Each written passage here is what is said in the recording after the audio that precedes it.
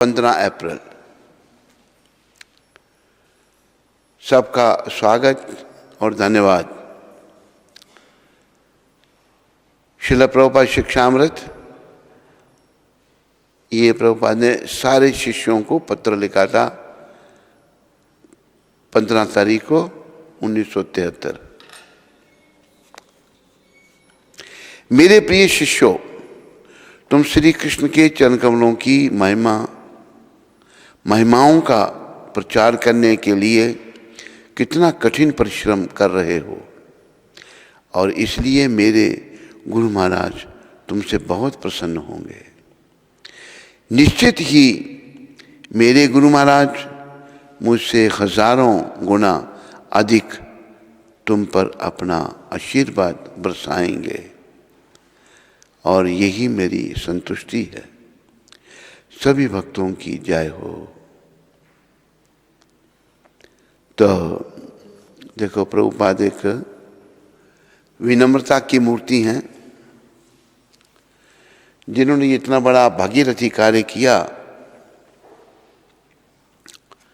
ये कोई आसान काम नहीं था, बहुत कठिन काम था। लेकिन प्रभुपाद जी कृष्ण भगवान से शक्ति लेकर आए थे। एक शब्द है चैतन्य चरितामृत के, कली कालेर धर्म नाम संकीर्तन। कलियुग का जो धर्म है, नाम जपना और जपाना। कृष्ण शक्ति बिना तारा ना ही परिवर्तन। कलियुग का धर्म नाम संकीर्तन है, पर जब तक कृष्ण भगवान कृपा ना करें, जो प्रभुपाद जी पर पूरी कृपा थी, कृष्ण जब तक शक्ति नहीं दें, तब तक नाम संकीर्तन हम नहीं कर सकते। क्योंकि शक्ति के स्रोत कृष्ण भगवान है। सारी शक्तियां कृष्ण भगवान की सेवा में हैं, और उन्हीं से सारी शक्तियां आ रही हैं। तो प्रभुपाद जी जो हैं, कृष्ण भगवान से शक्ति लेकर आए थे, और इन्होंने कृष्ण भक्ति, कृष्ण नाम का प्रचार। अरे मूर्खों, क्यों तुम खुला छोड़ दो, दरवाजे टूट जाएंगे, कोई ध्यान नहीं देता। बंद करके रख उसको। तुम लोग इतने बैठे हो, बड़े खोल देते हो, बंद नहीं करते, आवाज चल रही है। कहना पड़ेगा तुम लोगों को। किसने खोला था दरवाजा?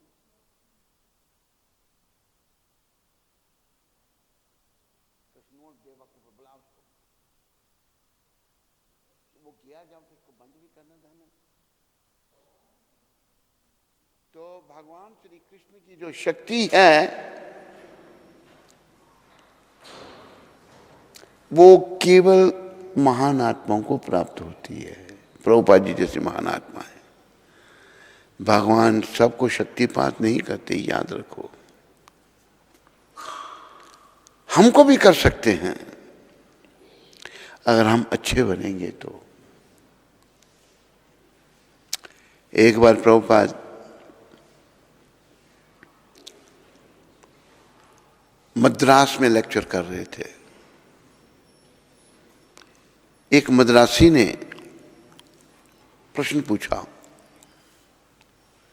अंग्रेजी में लेक्चर हो रहा था प्रभुपाद जी का, कि आप कहते हैं कि कृष्ण भगवान कृष्ण चैतन्य महाप्रभु के रूप में आए थे। चैतन्य महाप्रभु स्वयं कृष्ण थे, पर उन्होंने पूरे संसार में प्रचार नहीं किया। आपने पूरे संसार में प्रचार कर दिया।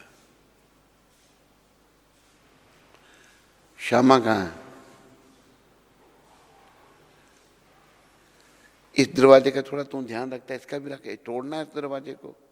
ये भगवान के मंदिर का दरवाजा नहीं है। उधर भी एक खड़ा कर एक लड़का, ये अभी पहले कहाँ था? ये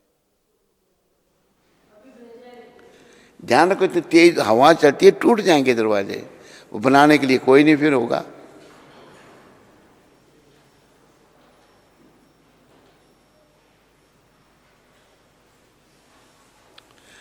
तो उस मद्रासी ने प्रभुपाद जी को कहा कि आप कहते हैं कि चैतन्य स्वयं कृष्ण थे, पर उन्होंने पूरी दुनिया में प्रचार नहीं किया, आपने पूरी दुनिया में प्रचार किया। उसका कहने का अभिप्राय क्या था कि आप कृष्ण भगवान से बड़े हुए। फिर तो प्रभुपाद जी का क्या उत्तर था, बड़ा हृदय स्पर्शी उत्तर है। प्रभुपाद जी ने कहा, असल में पूरी दुनिया में प्रचार ये कृष्ण भगवान ने ही किया, लेकिन मुझे निमित्त बना दिया। क्यों? क्योंकि प्रभुपाद मुझे श्रेय देना चाहते थे, क्रेडिट देना चाहते थे। तू गया फिर दरवाजा बंद नहीं करवाना था, तू लाख साहब गया दरवाजा फिर बंद नहीं करना था, तू हवा चल रही है नहीं चल रही, मोटा दिमाग तेरा, हवा चल रही है फिर खुल नहीं सकता।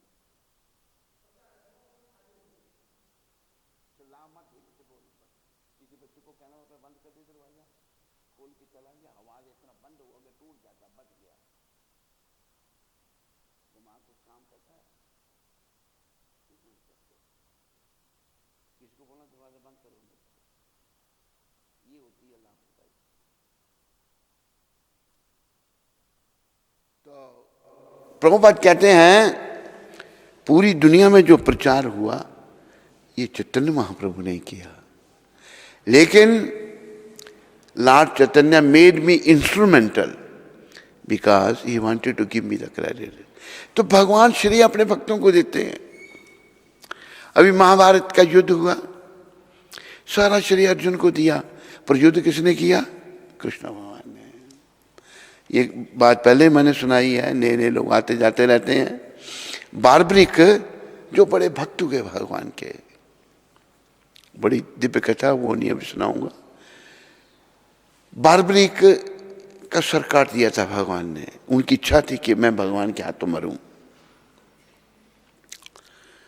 तो उन्होंने फिर भगवान को कहा, परमपिता मेरी एक तो ये इच्छा थी आपके हाथों मरने की, वो तो मेरी पूरी हुई, मेरी दूसरी इच्छा थी ये महाभारत युद्ध देखने की। भगवान ने कहा बार मांगने के लिए, कह तुम्हारा ये सर जिंदा रहेगा, जाओ एक वृक्ष पर वास करो और महाभारत का युद्ध आप देखो। पूरा महाभारत का युद्ध बार्बरिक जी ने देखा।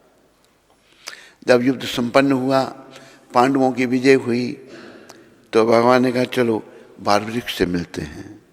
पांचों पांडव, द्रौपदी माता और सर्वेश्वर भगवान आगे बार्बरिक को बुलाया, उनका सर आ गया। तो बातें चली। नकुल जब सहदेव ने पूछा कि युद्ध में सबसे बड़ा योद्धा कौन था? तो बार्बरिक हंसने लगे। पांडवों में से आपस में सोचते भी होंगे कि ये बड़ा योद्धा है, वो बड़ा योद्धा है। तो बार्बरिक हंसने लगे। तो द्रौपदी माता ने कहा कि आपको ये प्रश्न पूछा कि सबसे बड़ा योद्धा कौन, आप हंस रहे हैं? और वो कुछ बोलने लगे। जब वो बोलने लगे तो भगवान ने कहा बार्बरिक, मना मतलब भगवान ने संकेत दिया मत बोलो। तब बार्बरिक जी ने कहा, शब्द कहे, भगवान सच नहीं बोलना भी झूठ बोलने के बराबर है। भगवान चुप हो गए। तब बार्बरिक जी ने यह रहस्य उद्घाटन किया, असल में ये युद्ध कौरवों और पांडवों के बीच में नहीं था, ये युद्ध कृष्ण और कौरवों के बीच में था। मैंने सारा युद्ध देखा, मैंने भगवान का विराट रूप भी देखा, मैंने गीता भी सुनी, सब पांडवों वो सोचते थे ये योद्धा वो योद्धा है। जब मेरे पितामह अर्जुन कर्ण से लड़ रहे थे, जब पितामह का तीर जाता था कर्ण से लड़ने के लिए, तो भगवान का चक्कर साथ में होता था। युद्ध तो भगवान कर रहे हैं। जब भीष्म पितामह से लड़ रहे थे मेरे पितामह, उनके पितामह हो गए ना, अर्जुन, तब भी भगवान का चक्र साथ में था। तो भगवान अपने भक्तों को श्रेय देते हैं। और प्रभुपाद इस समय के बहुत बड़े भक्त हैं, क्योंकि जो भविष्यवाणी 500 साल पहले श्री कृष्ण चैतन्य महाप्रभु ने की थी, भविष्यवाणी थी, पृथ्वी वित्य यत्रा नगर आदि ग्राम सर्वत्र प्रचार होय मोरो नाम। दुनिया में जितने नगर ग्राम हैं सभी मेरे नाम का प्रचार होगा। ये परमपिता भगवान श्री कृष्ण चैतन्य महाप्रभु ने कहा था। तो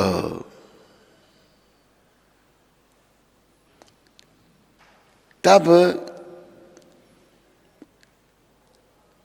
ये भगवान ने भविष्यवाणी की, लेकिन किसको निमित्त बनाया है इस भविष्यवाणी को पूरा करने के लिए? प्रभुपाद जी से पहले भी भक्तिसिद्धांत महाराज बड़े महान थे, उन्होंने भी प्रयास किया। और गौर किशोरदास बाबा जी तो भजनीक थे, बड़े महान थे वो भी। फिर भक्ति विनोद ठाकुर ने तो प्रयास शुरू किया।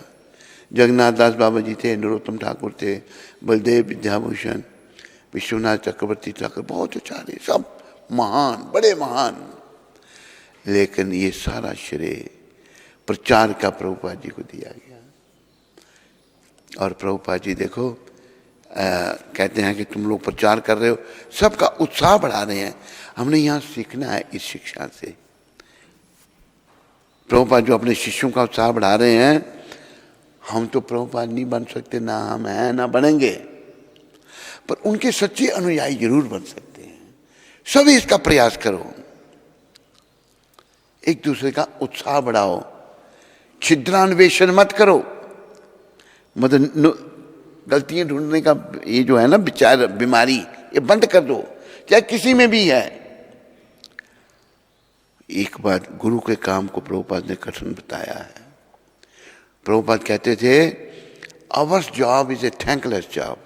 गुरु का काम बड़ा कठिन काम है, क्योंकि गुरु को शिष्यों का सुधार करना है।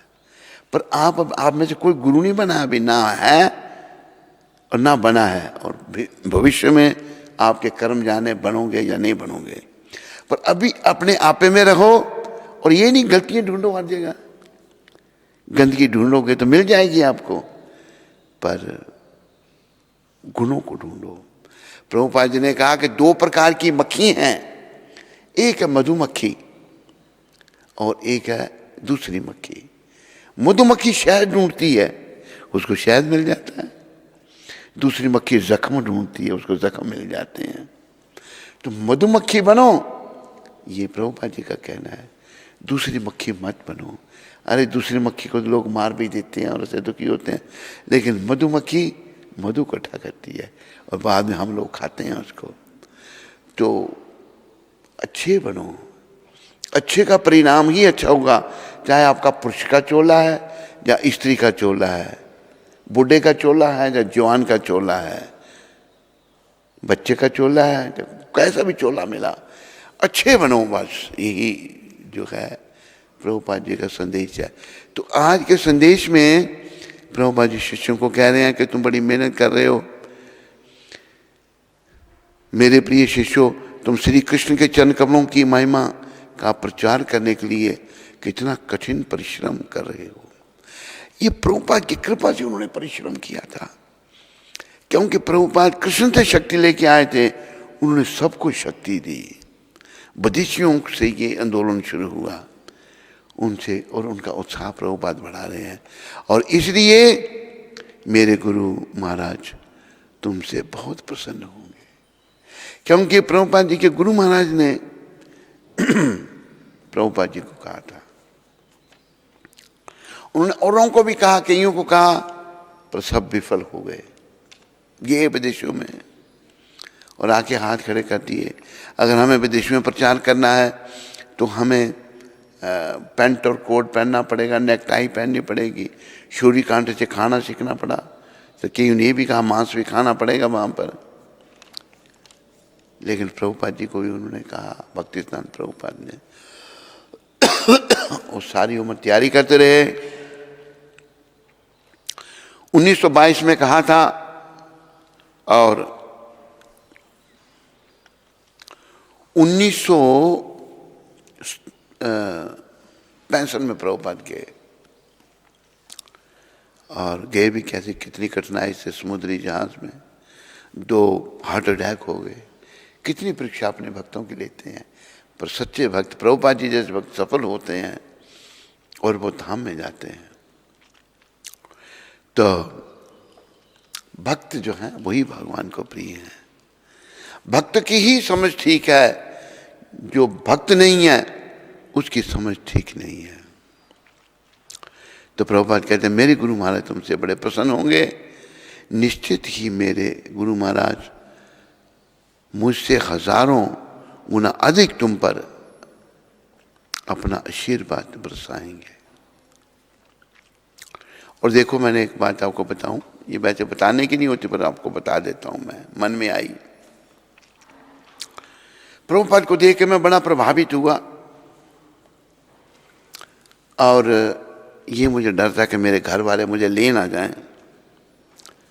जब मैं वृंदावन चला गया था, कोई 16-17 साल या 18 साल का, मुझे टाइम याद नहीं है, उम्र होगी शरीर की।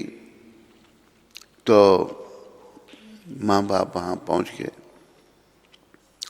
फिर भी मैं छुप गया था।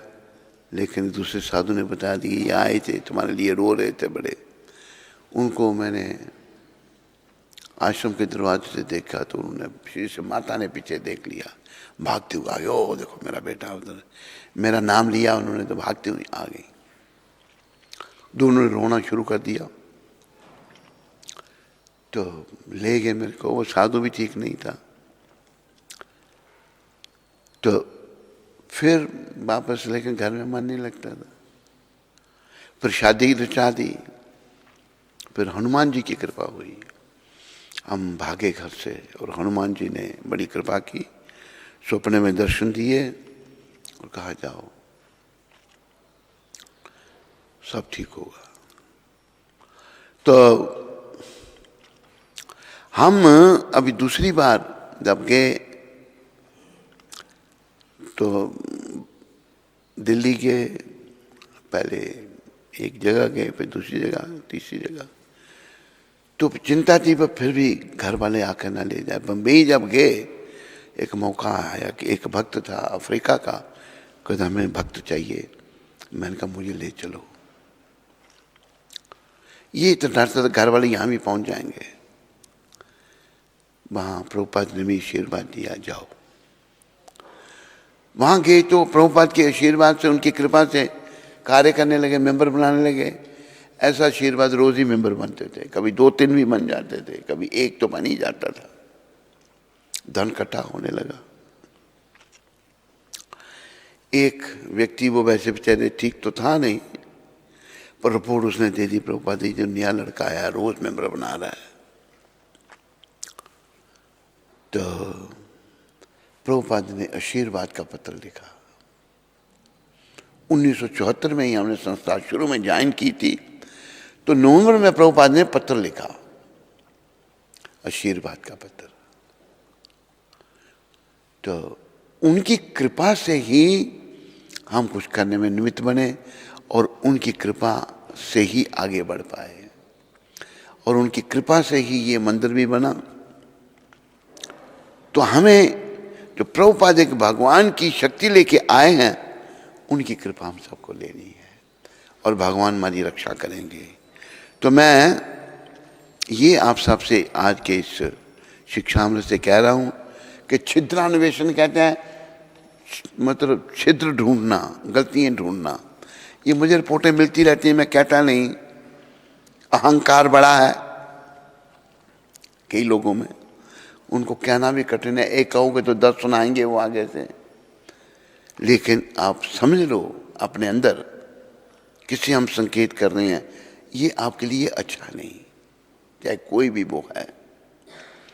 आप मधु ढूंढो, गलतियों को मत ढूंढो, भक्ति पथ में प्रगति करो। आप सबकी, मेरी भी मृत्यु पथ में प्रगति हो रही है, मृत्यु निकट आ रही है, लेकिन भगवान के निकट आने के लिए प्रयास करना पड़ेगा। और मृत्यु के निकट आने के लिए कोई प्रयास नहीं, वो तो ऑटोमेटिक आएगी। कल का दिन मेरे जीवन से मर गया, वापस नहीं आएगा। मैं एक दिन मृत्यु के निकट आ गया। तो जिन लोगों के अंदर कुछ गंदगी घूम रही है, चाहे कोई भी ये वो है, पुरुष है स्त्री है, उसको निकालो बाहर। हिम्मत करो, उसको गंदगी को बाहर निकालो और ये छोड़ो बुराइयों को, क्योंकि कल शरीर छोड़ना है। प्रभुपाद जी को प्रसन्न करो,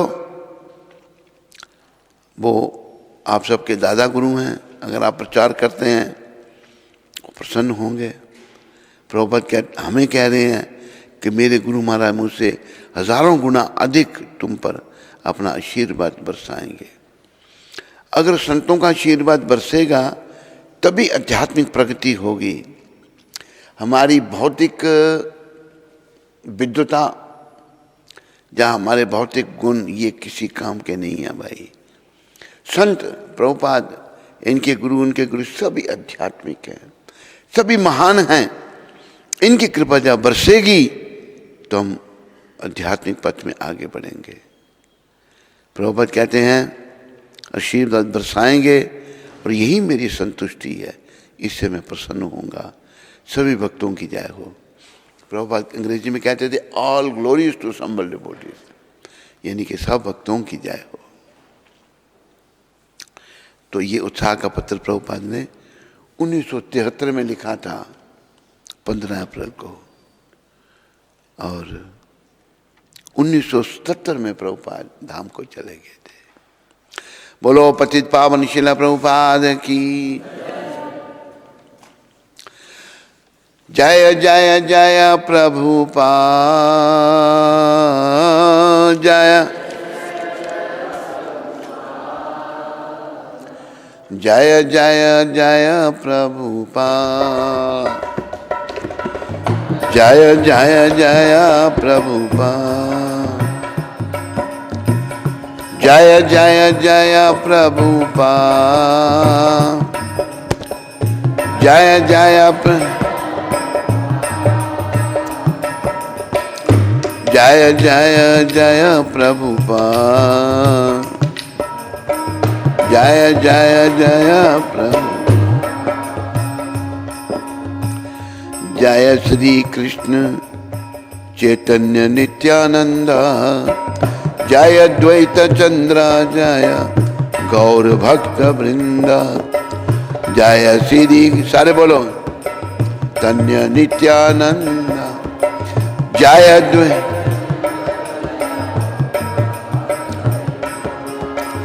जय श्री कृष्ण चैतन्य नित्यानंद जय द्वैत चंद्र जय गौर भक्त वृंद जय श्री कृष्ण चैतन्य नित्यानंद जय द्वैत चंद्र जय गौर भक्त वृंद श्री कृष्ण चैतन्य प्रभु नित्यानंद श्री अद्वैत चंद्र जय गौर भक्त वृंदा श्री कृष्ण चैतन्य श्री अद्वैत चंद्र। बोलो श्री कृष्ण चैतन्य महाप्रभु की नित्यानंद द्वैताचार्य गदाधर श्रीवास ठाकुर की। बोलो समस्त गौर भक्त वृंद की। बोलो गौर पार्षद शिला प्रभुपाद की। तो आज 17वें दिन की कथा है। आज महाप्रभु जो हैं जगन्नाथपुरी में निवास कर रहे हैं और वहाँ बड़ी विविध लीलाएं की भगवान ने। आधा समय भगवान ने नवदीप धाम में बिताया, 24 साल तक वहाँ रहे। 24 साल के अवस्था में संन्यास लेकर फिर भगवान नीलाचल आ गए। 2 साल भगवान ने दक्षिण भारत के लोगों का उद्धार किया, वृंदावन को प्रकट किया। वापस फिर नीलाचल जगन्नाथपुरी में आ गए। वहाँ भगवान ने अपनी लीलाओं को प्रारंभ किया। तो आज वहां पर गुंडीचा मार्जन की लीला का वर्णन हो रहा है। इस लीला से भी हमें बड़ी शिक्षा लेनी है। परमपिता अपने आचरण से हम पतितों को सिखा रहे हैं। इसलिए जो आत्मदर्शी आत्माएं, जो सेल्फ रिलाइज सोल हैं, उन्होंने महाप्रभु का बड़ा गुणगान किया, उन्होंने उनकी जय जयकार की। जिस स्थान पर भगवान जगन्नाथ जी का मंदिर है उसका नाम है नीलाचल, जिस पर रथ यात्रा के समय वे 9 दिन वास करते हैं, उसका नाम है सुंदराचल। नीलाचल में भगवान जगन्नाथ जी रहते हैं और रथ यात्रा के समय 9 दिन के बाद जहाँ जाते हैं उस जगह का नाम है सुंदराचल। सुंदराचल में भी जगन्नाथ जी का एक मंदिर है जिसका नाम है गुंडीचा मंदिर। रथ यात्रा के बाद साल में 9 दिन जगन्नाथ इस मंदिर में रहते हैं। पहले रथ यात्रा के पूर्व भगवान जगन्नाथ जी के सेवक इस मंदिर का मार्जन किया करते थे। जब से महाप्रभु नीलाचल गए उन्होंने ये सेवा अपने हाथ में ले ली। पर जगन्नाथ जी के सेवक, मंदिर तो बंद रहता है गुंडीचा, जब भगवान 9 दिन के लिए वहाँ जाते हैं तो साफ सफाई तो होनी चाहिए, तो भक्त करते थे। लेकिन महाप्रभु जब गए पुरी में, वही सेवा उन्होंने अपने हाथ में ले ली। नवद्वीप के भक्तों के नीलाचल पहुंचने के दूसरे दिन गुंडीचा मार्जन था। महाप्रभु प्रभात में अपने 300-400 भक्तों को साथ ले अनंत पूर्वक हरिध्वनि करते हुए गुंडीचा मंदिर पहुंचे। भगवान सदा हरि कीर्तन करते, हरिध्वनि करते थे। और हरि कीर्तन, ये जो महामंत्र है, ये भी हरि कीर्तन है, हरि नाम है, भगवान का नाम है। हरे कृष्ण कृष्ण कृष्ण कृष्ण हरे हरे राम राम। जब भगवान वहाँ कीर्तन करते हुए अपने नीलाचल से भक्त आए 300-400, उनके साथ भगवान जब वहाँ पहुँचे तो वहाँ पर भगवान ने मंदिर की सफाई की लीला की। तो वहाँ पर एक भजन है, महाप्रभु की लीलाओं को दर्शा रहे हैं भक्ति मनोहर ठाकुर। उदीला अरुण पूरब बागे, उदीला अरुण पूरब। देखो ये भजन बंगला भाषा में है, पर ये उन वैष्णवों के द्वारा रचित हैं जो हम और आप जैसे नहीं थे। कैसे थे? शुद्ध भक्त भगवान के। शुद्ध भक्त, कोई भौतिक इच्छा नहीं मन में, मन बिल्कुल निर्मल है और भगवान की लीला में उनका वो सहयोग कर रहे हैं। तो ये बंगला भाषा में गाने से ही इस भाषा आपका अंदर जो है, हमारा अंदर पवित्र होगा। प्रयास करना है आपने, एक लाइन भी गा सकें तो। यहाँ आप ये याद रखो, उदीला अरुण पूरब बागे, उदीला ध्वजमणि गौरा अमीन जा, ध्वजमणि भगत समूह लैया साथे, भगत गेला नगर ब्राजे,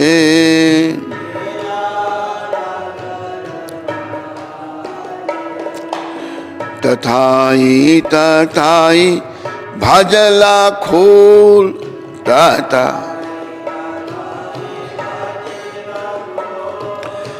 घना घना तागे झांझे रोल, घना घना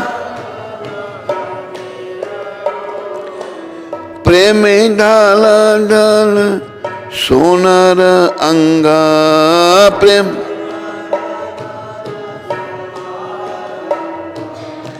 चरणे नूपुर बाजे चरण मुकुंद माधव यादव हरि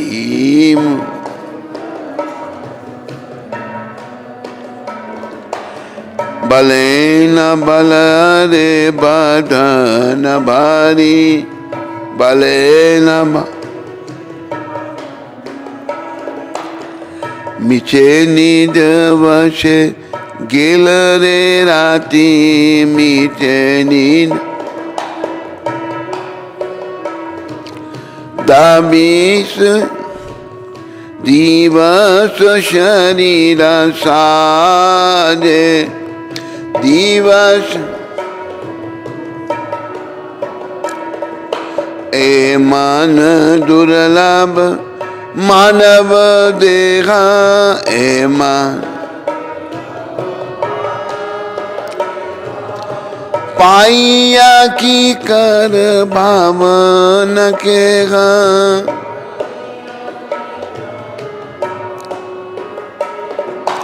एवे न भजिले जशोदा सुता एवे न भज चर में पड़ी वे लागे शर्म नहीं है गलत है उदिता तपन हाइले आसेता मिस्टेक ठीक करो हाइले आस दीना गेला बाली हाई बे व्यस्ता दीना गेल तबे के ना एवे आलसा हाई तबे के ना एवे आलसा हाई ना भाज हृदय राजे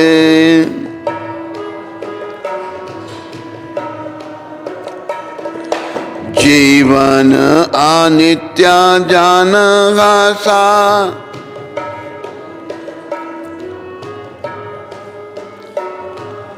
ताहे नाना विध विपद भान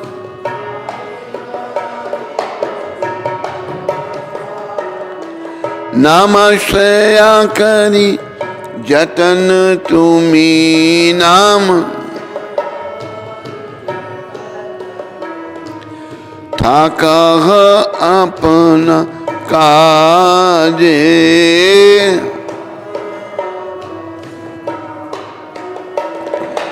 जीवेरा कल्याण साधना काम जीवेरे कल्याण जगते आसीए मधुर नाम जगत आवेद्यति मीर तपन रूपे आवेद्यति हृदय गगन विराजे हृदय कृष्ण नाम सुधा करिया पान कृष्ण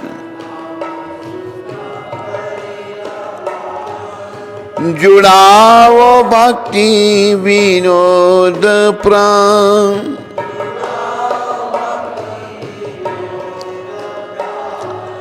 नाम बिना किछु नाहिक आन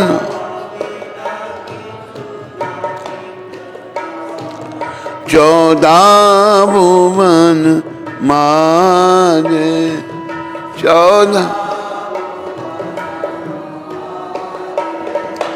उदिला अरुण पूरब भागे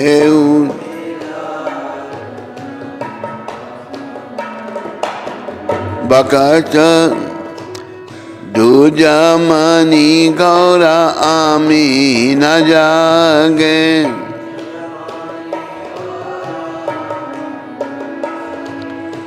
ভকত সমূহ লইয়া সাথে ভাগ,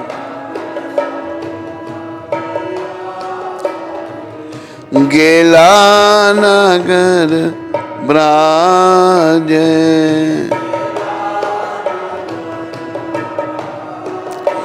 जय गौरनीता गौरनीता गौरनीता, जय गौरनीता।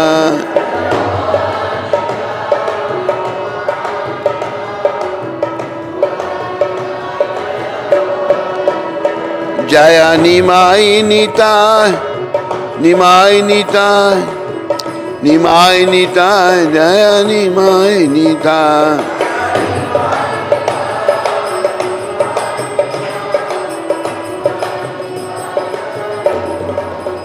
प्रभुपा प्रभुपा प्रभुपा प्रभुपा, जय जय।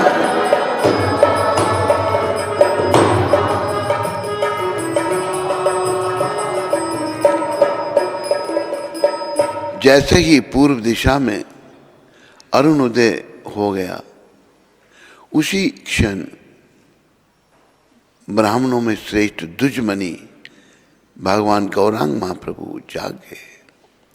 वे अपने भक्तों के समूह को साथ लेकर नदिया में सारे नगरों व गांवों में संकीर्तन के लिए चल पड़े। यहाँ लिखा है कि जैसे ही पूर्व दिशा में अरुणोदय हो गया, यानी कि सूरज निकले और ब्राह्मणों के में श्रेष्ठ महाप्रभु जाग गए। लेकिन भगवान पहले ही जगे रहते थे, सारी सारी रात जागते थे भगवान, और भगवान का नाम लेते रहते थे। अपना ही नाम उनको इतना आनंद देने वाला था, उनका नाम ही ऐसा है कि सारी रात जाग कर रोते रहते थे। केवल ऐसा ही वर्णन आता है, भगवान जब गंभीरा में थे, रोते दीवार के साथ मुंह लग रहा, सारा खून बहता था, कोई पता नहीं। भगवान भक्त बेचारे दुखी हो जाते थे, ऐसे भाव भी बोल रहते थे हमारे गौर भगवान। ये भाव अनुवाद बहुत ही दिव्य था, जिसके कुछ थोड़ा सा भी अंश अगर हमको मिल जाए तो हमारा ये जन्म लेना सफल हो जाएगा। नहीं तो सब सोचो ये जन्म विफल है भाई, ये जन्म सफल नहीं है। पता नहीं किस किस योनि में जाके भटकना पड़ेगा, क्या क्या करना पड़ेगा। इसलिए महाप्रभु की उनके पार्षदों के साथ नित्यानंद, अद्वैताचार्य, गदाधर, श्रीवास ठाकुर, परंपरा, छड़ गोस्वामी और प्रभुपाद, इनकी कृपा लेकर इनकी कृपा ले लो। इनसा की कृपा से, गौरता की कृपा ले लो। कीर्तन में तथाई तथाई की मधुर ध्वनि से, मृदंग एवं उसकी ताल से ताल मिलाकर झांझर, मंजीरे इत्यादि वाद्य बजने लगे, जिससे प्रेम में अभिष्ट होकर श्री गौरांग महाप्रभु का पिघले हुए सोने के रंग जैसा श्री अंग ढल ढल करने लगा। देखो भगवान का जो शरीर का रंग कहता था, पिघले सोने की तरह, सोना जब पिघल जाता है ऐसा रंग भगवान का था। श्याम वर्ण के शरीर गौर वर्ण में थे, पर पिघले हुए सोने की तरह। ये रंग राधा रानी जी का है, जगन माता का ये रंग है जो भगवान ने लिया था। उनका रंग की कांति ली और उनका भाव लिया देखने के लिए कि राधा जी का भाव लेकर भगवान सारे पापियों का उद्धार करने के लिए तैयार हैं। लेकिन हम इतने महापापी हैं, हम अपना उद्धार नहीं करवाना चाहते, आवागमन में जाना चाहते हैं। ऐसा ठीक नहीं, इस बात को समझो प्रभुपाद कृपा से। जैसा श्री अंग ढल ढल करने लगा, अर्थात वे नृत्य करने लगे, तथा नृत्य करते हुए उनके श्री चरणों के नूपुर बजने लगे। बड़े सुंदर नूपुर भगवान पहनते थे, उनकी आवाज आती थी बड़ी सुंदर। श्री चैतन्य महाप्रभु ने पुकार कर कहा, अरे भाइयों, आप लोगों ने रात तो सोते सोते एवं दिन शरीर के श्रृंगार में व्यर्थ ही व्यतीत कर दिया। जैसे एक किसी से बात हो रही थी मेरी,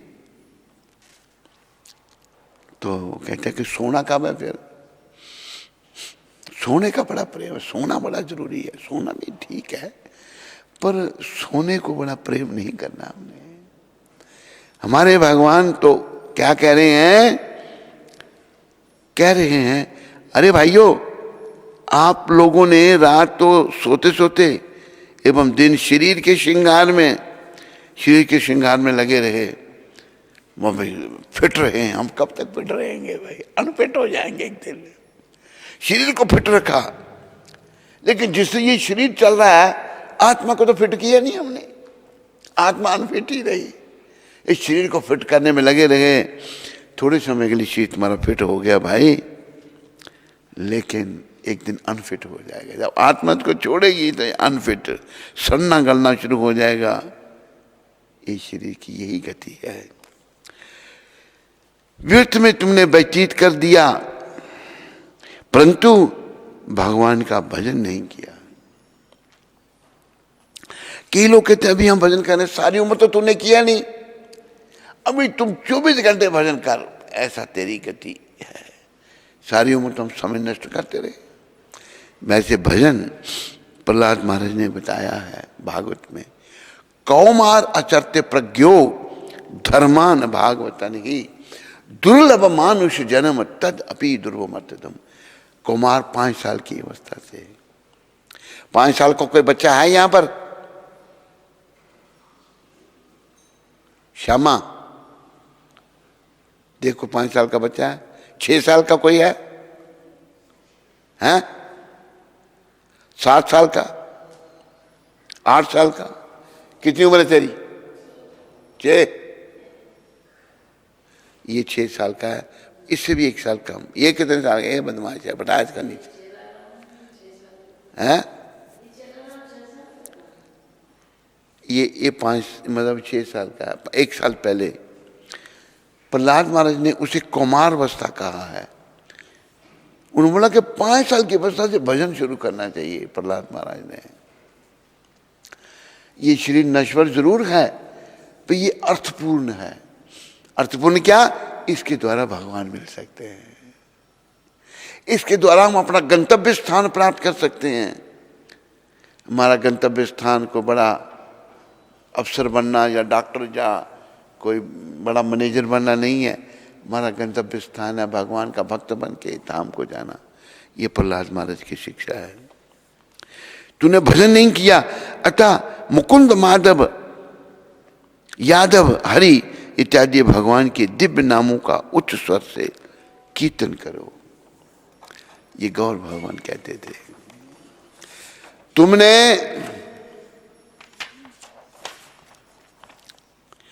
ऐसा दुर्लभ मानव शरीर प्राप्त किया है, ये बहुत मानव शरीर बहुत दुर्लभ है, और फिर भी तुम इस उपहार का महत्व नहीं समझते हो। ये जो उपहार भगवान ने हमको दिया है, तुम इसका महत्व नहीं समझते हो। तुम अपने अमूल्य मानव जीवन का क्या कर रहे हो? अब भी यदि तुमने यशोदानंदन श्री कृष्ण का भजन नहीं किया, तो मृत्यु के समय तो कितनी बड़ी इधर वो शिक्षा है। श्री कृष्ण का भजन अगर तूने नहीं किया, जो यशोदा जी के बेटे थे, तो मृत्यु के समय जो घोर कष्ट व पीड़ा तुम्हारी प्रतीक्षा करेगी। मृत्यु के घोर कष्ट जिसका अनुमान आप और मैं नहीं लगा सकते, वो तुम्हारी प्रतीक्षा करेगी। तुम्हारे लिए यह बहुत लज्जा की बात है, बड़ी शर्म की बात है तूने अगर भजन नहीं किया भगवान का। अभी जो लोग बड़ी डींग मारते हैं, उल्टी सीधी बातें करते हैं, झूठ सच बोलते हैं, छिद्रान्वेषण करते हैं, गलतियों को ढूंढते हैं, जीवन भर में पाप किए हैं, वो सब ये बात भूल जाते हैं कि मरते के समय में कितना कष्ट होगा।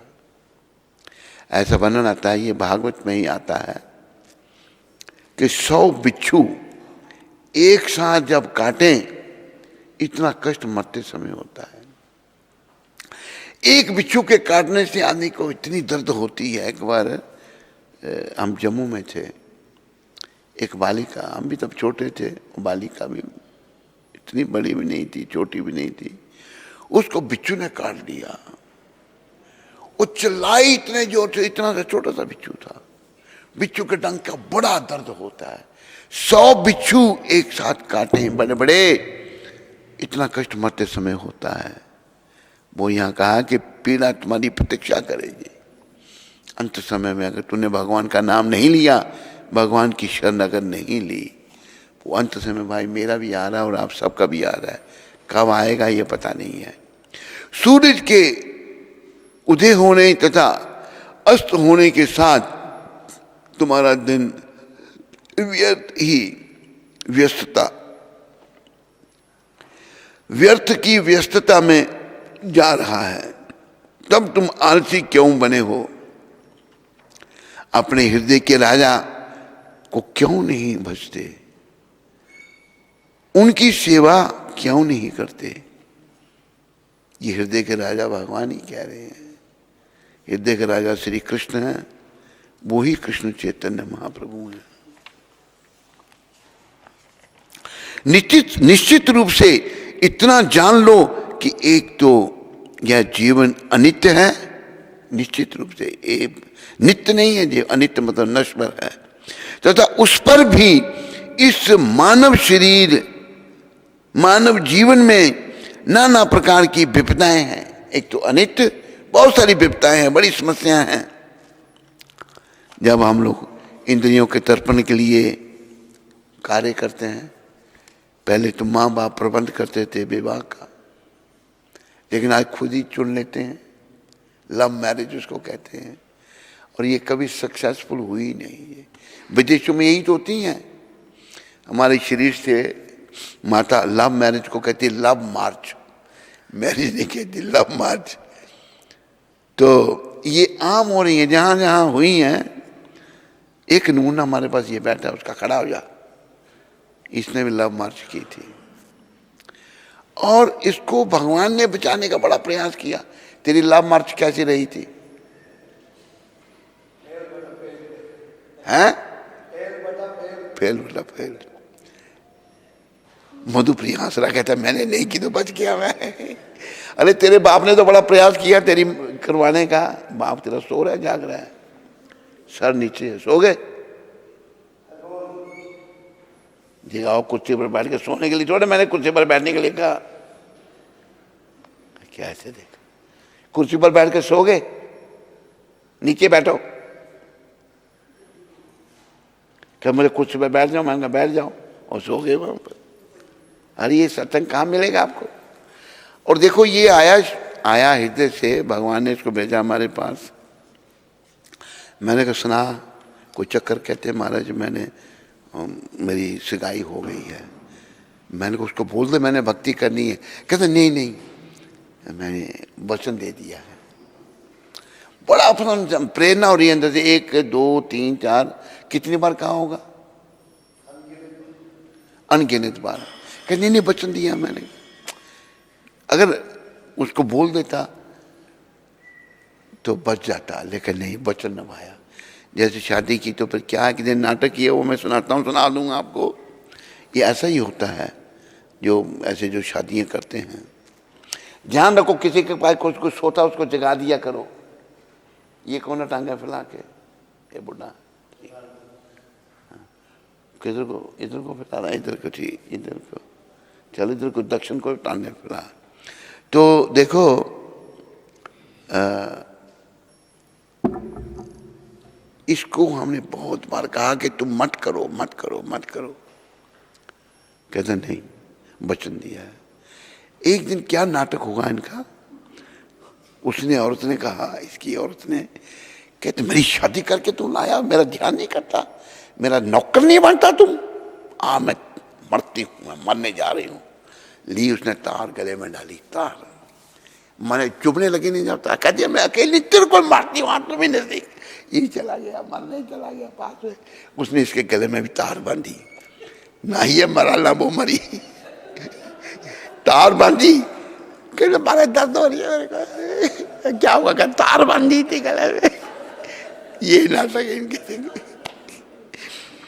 मैंने बड़ी कोशिश की इसको उस नाटक से बचाने की, लेकिन ये बचने के लिए तैयार नहीं था। ये हालत है लव मार्च की। तो इसलिए जिन्होंने लव मार्च की है, दोस्त तो दूसरे का देखते हैं, प्रवोक करती है मेरे को, ये औरत मेरी प्रवोक करती है। तुम क्या करता है?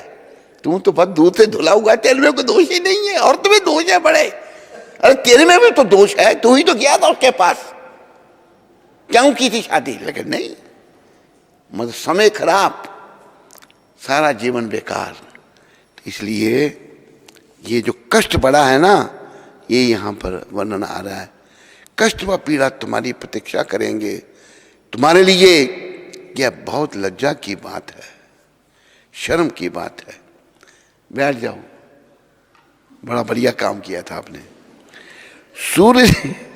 सूरज के उगने तथा अस्त होने के साथ तुम्हारा दिन व्यस्त ही व्यस्तता में जा रहा है, तब तुम आलसी क्यों बड़े हो? अपने हृदय के राजा को क्यों नहीं भजते? उनकी सेवा क्यों नहीं करते? हृदय के राजा हैं श्री कृष्ण, बस उनको भजो, कृष्ण ही सब कुछ है। बोलो कृष्ण, भजो कृष्ण, गाओ कृष्ण नाम, कृष्ण माता, कृष्ण पिता, कृष्ण धन प्राण। निश्चित रूप से इतना जान लो कि एक तो ये जीवन अनित्य है, तथा उस पर भी इस मानव जीवन में नाना प्रकार की विपदाएं हैं। सबसे बड़ी विपदा लव मार्च की है। अतः तुम यत्न पूर्वक भगवान के पवित्र नाम का आश्रय ग्रहण करो, यत्न पूर्वक, तथा केवल निर्वाह के निमित्त अपना नियत कर्म या सांसारिक व्यवहार करो। निर्वाह के लिए, पेट पालने के लिए, और ज़्यादा समय उसमें नष्ट मत करो। बाकी सारा समय जो है वो कृष्ण भजन में लगाओ। जीवों का कल्याण करने के लिए ही यह सुमधुर नाम जगत में प्रकट हुआ है। ये सुमधुर, बड़ा मधुर जो नाम है, कैसे प्रकट हुआ है? महाप्रभु लाए हैं, भगवान लाए हैं इसको। अज्ञान रूपी अंधकार से परिपूर्ण हृदय रूपी आकाश में सूरज की भांति उदित होकर सारे अज्ञान को दूर कर प्रेमा भक्ति को प्रकाशित कर देता है ये नाम। हरे कृष्ण कृष्ण हरे राम। श्री भक्ति विनोद ठाकुर कहते हैं, आप लोग कृष्ण नाम रूपी अमृत का पान करें, जिससे कि मुझे सांत्वना प्राप्त हो। कैसे होते हैं भक्त भगवान के? इन 14 भुवनों में श्री हरि के नाम के अतिरिक्त और कुछ भी नहीं है। 14 भवन, 14 प्लैनेटरी सिस्टम, 7 ऊपर 7 नीचे, नाम से बढ़कर कुछ भी नहीं है।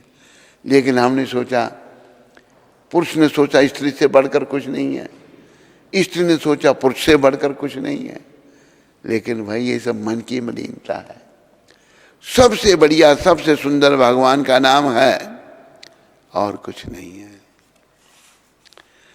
तो गुंडीचा मंदिर में पहुंचकर सब कमर में फेंटा कस, हाथ में झाड़ू और कलसी, पानी का बर्तन लिए मंदिर मार्जन करने लगे। भगवान ने पहले बांधा, सब फिर लग पड़े।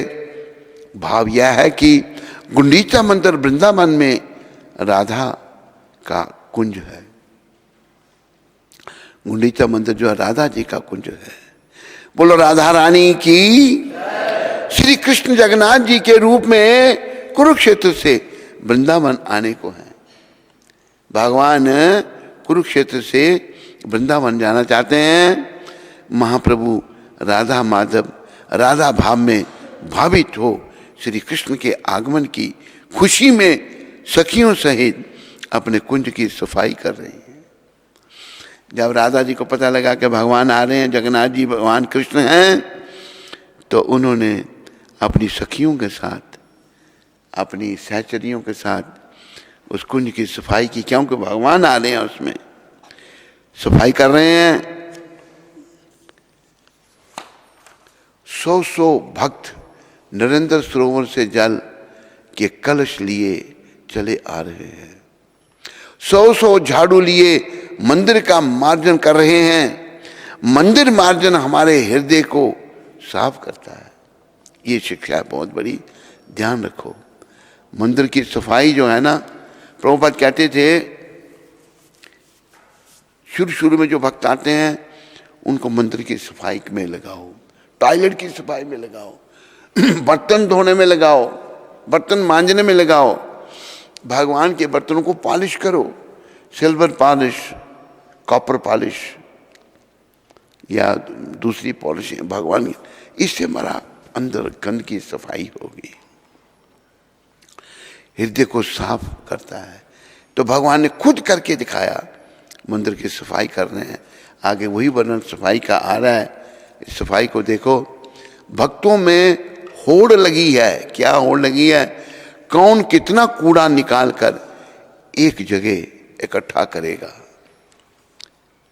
सफाई करते करते कोई आनंद से बेवल हो हरि ध्वनि कर उठता है, हरि हरि गौरांग, जय जगन्नाथ की ध्वनि लगाते भक्त लोग मार्जन कर रहे हैं। कोई नृत्य करने लगता है। मंदिर को धो पहुंचकर साफ करने के पश्चात भक्तगण ने कुछ विश्राम किया, पर महाप्रभु के हृदय में आज जो आनंद खेल रहा है उसका कोई छोर नहीं है, कोई पार नहीं है उसका। भगवान बड़े प्रसन्न है। महाप्रभु ने अब उदंड नृत्य आरंभ कर दिया। उद्दंड मतलब बड़े प्रेम से। स्वरूप ने किसी प्रकार उन्हें स्थिर कर नरेंद्र सरोवर में चलकर स्नान करने को कहा। भक्तों का सभी कार्य भगवान के लिए होता है। हमारा सभी काम अपने लिए होते हैं, लेकिन भक्तों के सारे कार्य भगवान के लिए होते हैं, या उनकी किसी लीला की स्मृति के लिए होता है। नरेंद्र सरोवर में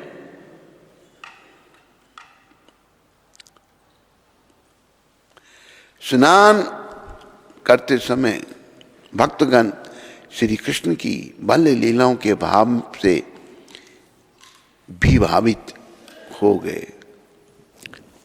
मतलब भगवान की बाल लीलाओं से प्रभावित हो गए भक्त लोग। बहुत देर तक नाना प्रकार के हास्य कौतुक के साथ बालकों की तरह जल क्रीड़ा और जल युद्ध करने के पश्चात निकट के उपवन में गए। यहाँ महाराज की ओर से उनके भोजन की व्यवस्था थी। तो पानी एक दूसरे पर फेंकने हैं नरेंद्र सरोवर में, बच्चों की तरह। कोई इधर पानी उधर फेंक रहा, कोई इधर उधर। पूरा उसमें वर्णन नहीं हुआ है, संक्षेप में है। तो उसके बाद सब जो है सरोवर में, नरेंद्र सरोवर में स्नान करने के बाद सब लोग कभी थक गए, तो भोजन की व्यवस्था थी। भक्तों का भोजन जो है उसका प्रबंध राजा प्रतापरुद्र ने किया। बड़ा सुंदर प्रबंध था। भक्तों का भोजन भी भजन है।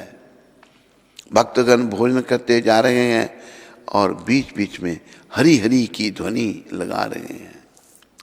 साथ ही साथ महाप्रसाद की जय बोलते जा रहे हैं। किसी भक्त ने कहा, साधु सावधान, ऐसा कहकर श्री कृष्ण की वन भोजन लीला का पद गाना आरंभ किया। साधु सावधान क्यों कहा? अगर भोजन के स्वाद में भगवान को भूल गए तो इसलिए सावधान कहकर भगवान की लीला का पद गान किया। भोजन करते समय हमें ग्रास ग्रास पर भगवान का नाम लेना चाहिए, ये शिक्षा संत तुकाराम महाराज अपने भजन में बताते हैं। भगवान के नाम का चिंतन करके भोजन करोगे तो भोजन की क्रिया भी भजन बन जाएगी। भगवान के नाम से अगर हम भोजन करेंगे ना, वो भी भजन बन जाएगा। लेकिन खाते तो हम दुनिया भर की बातें करते हैं, इधर उधर की बातें बिल्कुल नहीं करनी। ये शिक्षा सब धारण करो। बच्चे भी जब बातें करते हैं, प्रसाद खाते समय कोई फालतू बातें नहीं करेगा, सब भगवान का भजन करेंगे, भगवान का ध्यान करेंगे। और भोजन के बाद भी आपकी चेतना भगवान के चिंतन में लग जाएगी।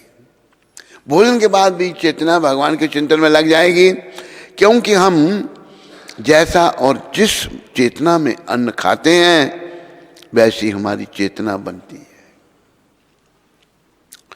अभी हमारी चेतना जो है खोई हुई है संसार में, स्त्री चिंतन में, स्त्री का पुरुष चिंतन, इसलिए वही चेतना बन जाती है। लेकिन हमें भगवान का नाम लेते लेते भोजन करना है। सब मुख से भोजन करते जा रहे हैं, कान से सुनते जा रहे हैं। ब्राह्मण, क्षत्रिय, शूद्र, छोटे बड़े सब एक पंक्ति में बैठे, सारे एक पंक्ति में बैठे। महाप्रभु ने यवन हरिदास से भी बैठने का आग्रह किया, पर हरिदास ने दैन्यवश विनम्रतावश कहा, महाप्रभु मेरा वध ना करें, मैं क्या इस पंक्ति में बैठने योग्य हूँ। इतनी विनम्रता हरिदास ने कि आप सब महान है, मैं इसके योग्य हूँ, मुझे क्षमा करें। महाप्रभु को हरिदास से हार माननी पड़ी। सार्वभौम को महाप्रभु ने अपने पास बिठा रखा था। स्वरूप, जगदानंद, काशीश्वर, गोपीनाथ, वाणीनाथ आदि परिवेशन कर रहे थे। गोपीनाथ ने सार्वभौम की ओर देखकर कहा, भट्टाचार्य तुम वेदाचार धर्म का त्याग कर यहाँ कैसे बैठे हो। वो बड़ी उच्च पदवी के थे ना, सोचो क्या थे क्या हो गए। सार्वभौम ने कहा, गोपीनाथ तुम्हारी कृपा से ही तो मुझे, गोपीनाथ जो थे इनके साले थे सार्वभौम भट्टाचार्य के, मतलब इनकी बहन से भट्टाचार्य ने शादी की थी। तो इनकी कृपा, गोपीनाथ जी जो बड़े भक्त थे महाप्रभु के, गोपीनाथ तुम्हारी कृपा से ही तो मुझे यह सौभाग्य प्राप्त हुआ है। तुम्हारी कृपा से ही महाप्रभु की कृपा मिली है। महाप्रभु के सिवा ऐसा दयावान और कौन है जो काक को भी गरुड़ बना दे। भट्टाचार्य अब समझ रहे हैं कि मैं कौवा था, लेकिन महाप्रभु ने मुझे गरुड़ बना दिया। पहले मैं तार्किक भेड़िया के साथ भ्यू भ्यू करने में लगा रहता था। तार्किक भेड़िया भ्यू भ्यू करे, शिक्षा यहां पर। जो लोग तर्क वितर्क करते हैं ना, उनकी तुलना भट्टाचार्य कह रहे हैं भेड़िया, भेड़िया जंगली कुत्ता, वो भौंकता रहता है फालतू में, करने में लगा रहता है। अब उसी मुख से श्री कृष्ण नाम का उच्चारण करता हूं, कहाँ बहिर्मुख तारिक के लोगों का दुखमय संग, और कहाँ यह सख्य रस के सुधा समुद्र की तरंग। सख्य रस के सुधा समुद्र की तरंगों में इस समय छोटे बड़े बालक वृद्ध सभी बह रहे हैं महाप्रभु की कृपा से। अद्वैताचार्य और नित्यानंद का हास परिहास तो ऐसे अवसरों पर होता ही रहता है। नित्यानंद भगवान अद्वैताचार्य से बड़े हास परिहास करते थे। अद्वैताचार्य ने नित्यानंद को लक्ष्य कर कहा, आज मेरी जाति गई। अब दूध के साथ एक पंक्ति में बैठकर क्या जाति रहती, अब ना जाने मेरी क्या गति होगी। नित्यानंद ने कहा, आज तुम्हारा भाग्य उदय हुआ। भगवान नित्यानंद कहते हैं, जो मेरे जैसे ब्राह्मण के साथ बैठकर भोजन करने को मिला। अद्वैताचार्य बोले, हाँ ब्राह्मण तो तुम अवश्य हो, ना जाने कहाँ कहाँ घूम फिर कर किस किस का अन्न खाकर तुमने अपने ब्राह्मणत्व की पुष्टि की है। नित्यानंद ने उत्तर में कहा, ठाकुर तुम बड़े महात्मा हो, नाम अद्वैत है, तो भी अद्वैतवादी यहाँ भक्तों की पंक्ति में क्यों बैठे हो। अद्वैत वैसे कहते हैं जो भगवान को निराकार, लेकिन अद्वैताचार्य मतलब ये भगवान से अलग नहीं है। तो नित्यानंद भगवान उनसे मजाक कर रहे हैं, तो अद्वैत तो हो, लेकिन अद्वैतवादी यहाँ भक्तों की पंक्ति में क्या कर रहे, क्यों आ बैठे हो, ये भक्तों की पंक्ति यहाँ क्यों बैठ गए तुम। आगे बढ़ने वाला नेत्रोत्सव। दूसरे दिन भगवान जगन्नाथ का नेत्रोत्सव था। 15 दिन पश्चात जगन्नाथ जी के दर्शन कर भक्तों को अपने नेत्रों को सुखी करना था। 15 दिन तक भगवान बीमार हो जाते हैं। जगन्नाथ ये भी लीला करते हैं, भगवान भक्त लोग दर्शन नहीं कर सकते। 15 दिन के बाद जगन्नाथ जी दर्शन देते हैं तो नेत्रोत्सव होता है। सब भक्त लोग खुश हो जाते हैं भगवान के दर्शन करके। भजन।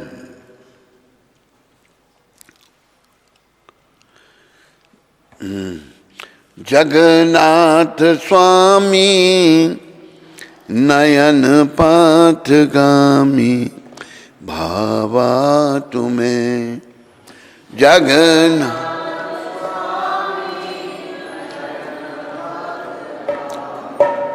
भावा तुम्हें, जगन्नाथ स्वामी नयन पथगामी, भावा तुम्हें जग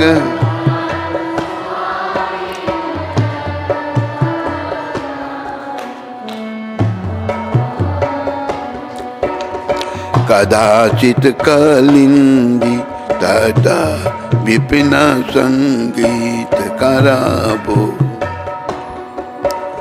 मुदा वीरी नारी बदन कमल स्वाद मधुपा,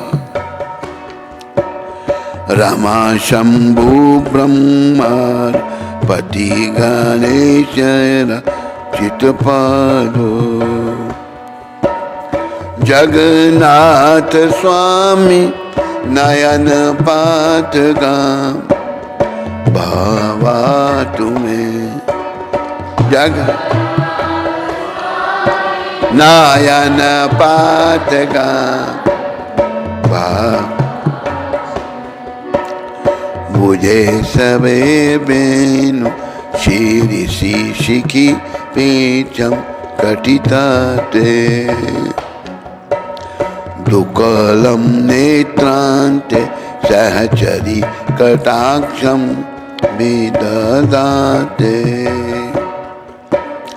सदा श्रीमद वृंदा वन बसती लीला परिचायो, जगन्नाथ स्वामी नयन पथगाम, भावा तुम्हें महाबोधिस्तीरे कनिका रुचिरा नीला शिखरे,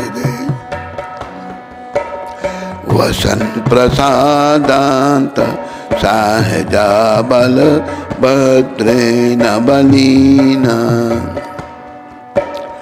सुभद्रा मध्यस्था सकल सुर सेवा सरादो, जगन्नाथ स्वामी नयन भावा तुम, कृपा पारा सजल जलदा श्रेणी रुचिरो,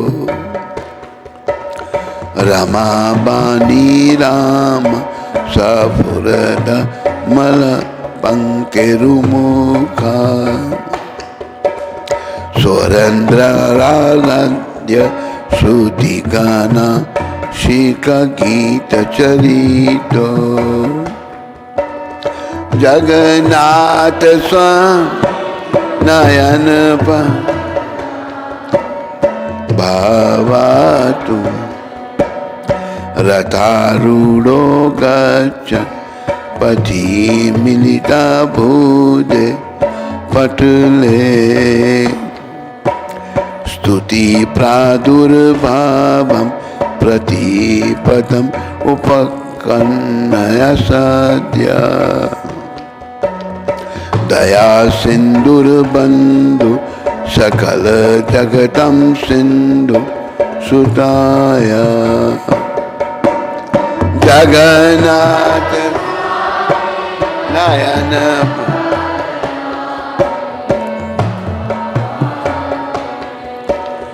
पर ब्रह्म पीड़ा कुबलया दौलत फूल नयनो, निवासी नीलाद्र निहिता चरणानंता शिरसी, रसानंदी राधा सरस बापुर आलिंगित सुखो, जगन्नाथ स्वामी नयन पातगा भावा तुम, न वैयाचे राज्य न च कनका मन्ये क्या विभावम, न याचे हम रम्यम सकल जना काम्यम बरुवादम, सदा काले काले प्रमातारतीन गीत चरितो, जगन्नाथ स्वामी नयन भावा तुम, हरम त्वं संसार द्रुतर सारम सुरपाते, हरम त्वं पापानं बीतिति मुम्पारं याज्वपाते, अहो दीनानाथ नहिता चरणनिश्चितं इदं, जगन्नाथ स्वामी नयन पात भावा तुम, जगन्नाथ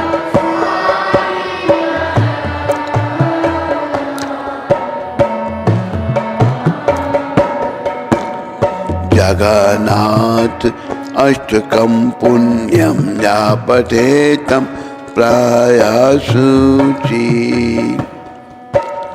सर्व पाप विशुद्धात्म विष्णु लोकम सागच्छे।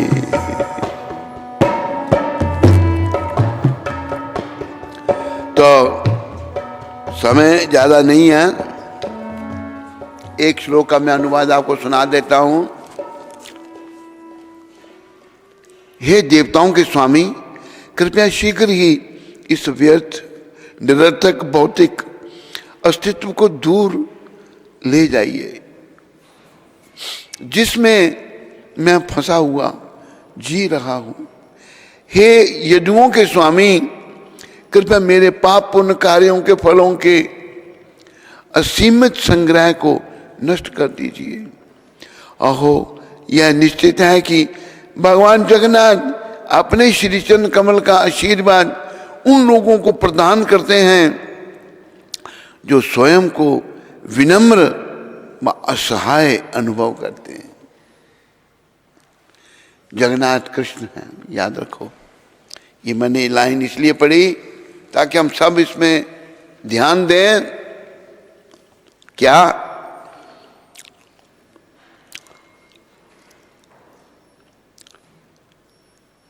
यह निश्चित है कि भगवान जगन्नाथ अपने चरण कमल का आशीर्वाद उन लोगों को प्रदान करते हैं। किन लोगों को? जो स्वयं को विनम्र व असहाय अनुभव करते हैं। जो विनम्र है, अहंकारी लोगों को नहीं, और असहाय मेरा कोई न सहाया बिन तेरे, नंदलाल सावरिया मेरे, मेरा कोई न सहारा।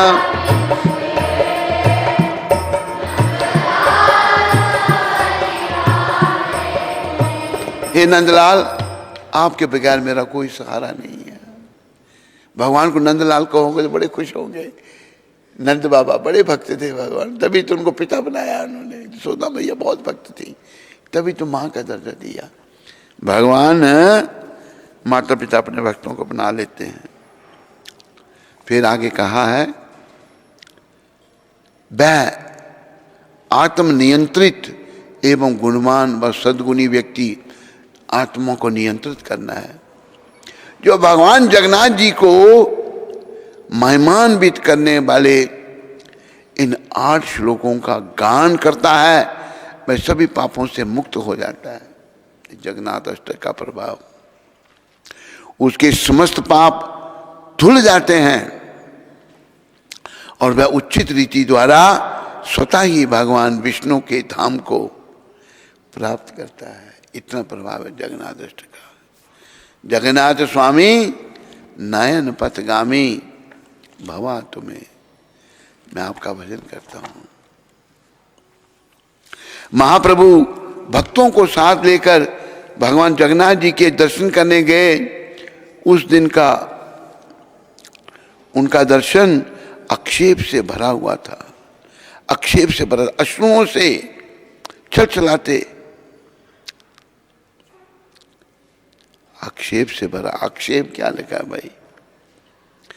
अश्रुओं से छलछलाते अपने अरुण नेत्रों से श्याम सुंदर के दर्शन कर वे राधा भाव में विभोर होकर जो कह रहे थे, उसका नरहरि ठाकुर ने जो वहां उपस्थित थे अपने एक पद में वर्णन किया है। भगवान जब जगन्नाथ जी के दर्शन कर रहे हैं अभी नेत्रोत्सव में, तो नरहरि ठाकुर ने लिखा, क्या लिखा है? बंधु, मैं तुम्हारे दर्शन किए बिना बिन मौत मर रही हूं। राधा रानी का भाव है, महाप्रभु का। और तुम हो जो मेरी ओर पलटकर देख भी नहीं रहे, मेरी ओर पलटकर नहीं देख रहे, तुम कैसे हो तुम? तो राधा जी का भाव कृष्ण के प्रति है। अभी रथ यात्रा प्रारंभ हो गई है। नेत्रोत्सव के दूसरे दिन रथ यात्रा थी। शास्त्रानुसार जगन्नाथ स्नान यात्रा के पश्चात 15 दिन एकांत में लक्ष्मी के साथ रहते हैं। नेत्रोत्सव के बाद 15 दिन भगवान लक्ष्मी माता के साथ रहते हैं। उसके पश्चात रथ पर चढ़कर सुंदराचल जाते हैं। सुंदराचल यानी वृंदावन जाते हैं भगवान। और 7 दिन राधा के साथ विहार करते हैं। वृंदावन में जाकर 7 दिन तक भगवान राधा जी के साथ रहते हैं। रथ यात्रा के दिन महाप्रभु का उत्साह देख भक्तगण चकित थे। वे बहुत तड़के शैया से उठे बहुत जल्दी और भक्तों को उठाया और जल्दी जल्दी स्नान आदि कर भक्तों को लेकर रथ के निकट पहुंचे। महाप्रभु वे विशाल रथ नाना प्रकार के रंगीन कपड़ों और पताकाओं से सजाया गया। आनंद ध्वनि के साथ जगन्नाथ जी को उस पर बिठाकर जगन्नाथ जी को बड़े आनंद ध्वनि के साथ रथ पर बिठाया जाता है, बड़े भाव से।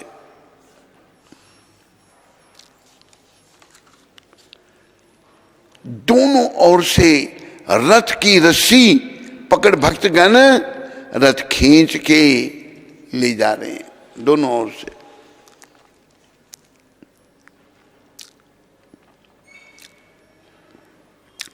रथ के आगे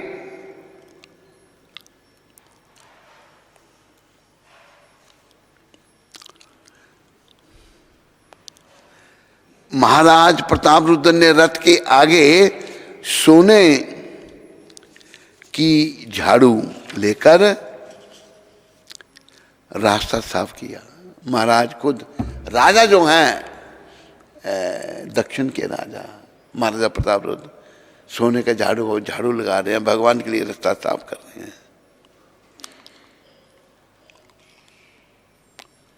झाड़ू लेकर रास्ता साफ किया और चंदन जल से छिड़काव किया, पानी भी फेंका चंदन जल से। तब बाजे गाजे और हरी ध्वनि के साथ रथ चलना आरंभ हुआ। बाजे गाजे के साथ रथ चल रहा है। महाप्रभु राजा की झाड़ू सेवा देखकर प्रसन्न हुए। भाई राजा जो है भगवान के मंदिर के आगे झाड़ू लगा रहा है, रथ के आगे झाड़ू। भगवान बड़े प्रसन्न हुए, गौरखानी बड़े खुश हुए।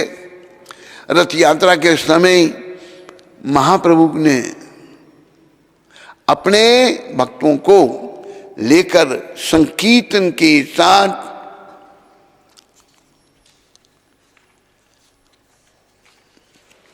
सात संप्रदायों की सृष्टि की। इनमें से 4 संप्रदाय रथ के आगे रखे तो दोनों तरफ और एक रथ के पीछे। प्रत्येक संप्रदाय में एक प्रधान गायक था। 6 गान में साथ देने वाले, एक नृत्य करने वाला, 2 मृदंग बजाने वाले। ऐसे भगवान ने ये सब बनाया, गौर भगवान ने। प्रथम संप्रदाय में प्रधान गायक कौन थे? श्रील स्वरूप दामोदर जी। और नृत्य करने वाले अद्वैताचार्य, नृत्य अद्वैताचार्य कर रहे हैं, महाविष्णु के अवतार। दूसरे में प्रधान श्रीवास और नृत्य करने वाले नित्यानंद। तीसरे में प्रधान मुकुंद और नृत्यकारी हरिदास। हरिदास जी नृत्य कर रहे हैं।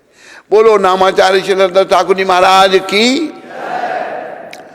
चौथे में प्रधान थे वासु घोष के बड़े भाई गोविंद घोष और नृत्यकारी थे वक्रेश्वर। इसी प्रकार बाकी 3 संप्रदायों के प्रधान थे कुलीन ग्राम के रामानंद बसु,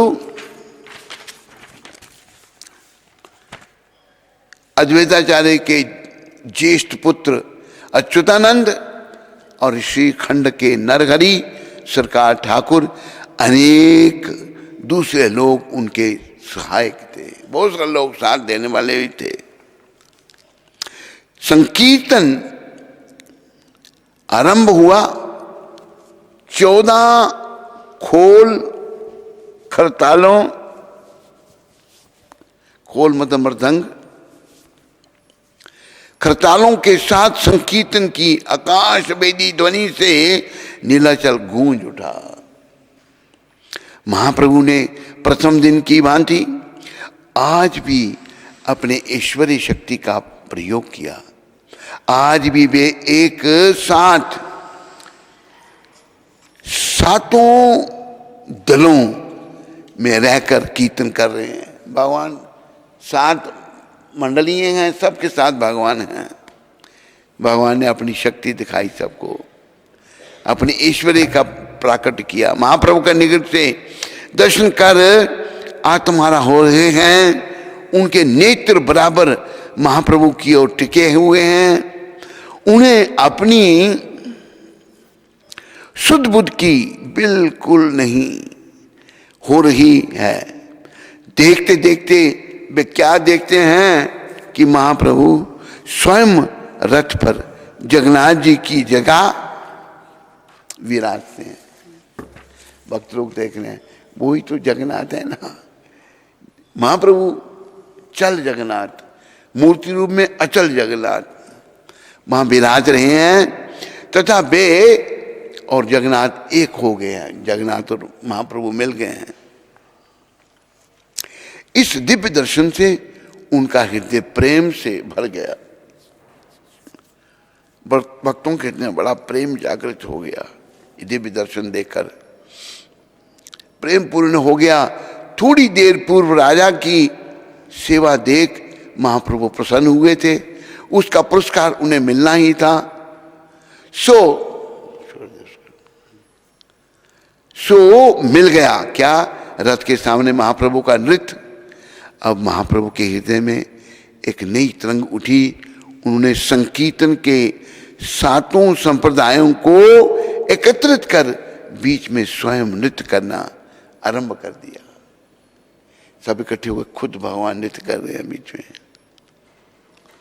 जब नृत्य प्रारंभ कर दिया, नृत्य आरंभ करने के पूर्व उन्होंने पहले जगन्नाथ जी को दंडवत प्रणाम किया। बोलो महाप्रभु दंडवत प्रणाम भगवान का कर रहे हैं। फिर हाथ जोड़कर गदगद कंठ से स्तुति की।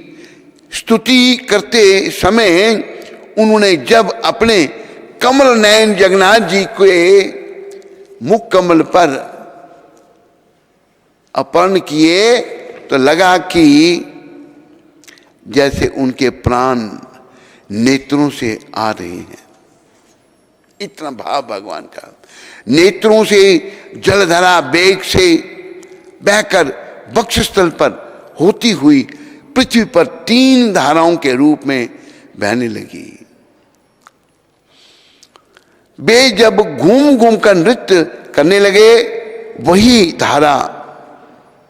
धार पिचकारी की तरह नेत्रों से छूटकर चारों ओर भक्तों को भूमि कंपित होने लगी। भक्तों की अभिषेक करने लगी, सबको नहलाने लगी। भगवान के नेत्रों से अश्रुधारा पिचकारी।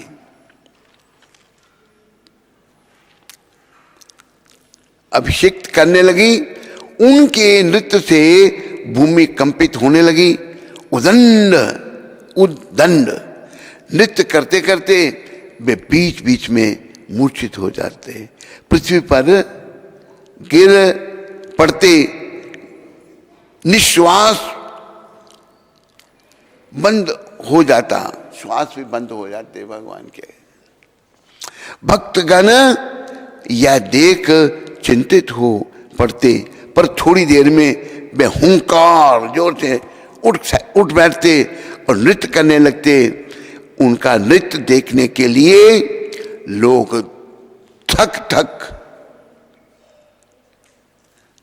उनका नृत्य देखने के लिए लोग धक्का करते हुए कभी कभी महाप्रभु के ऊपर जा पड़ते। यह देख भक्तों ने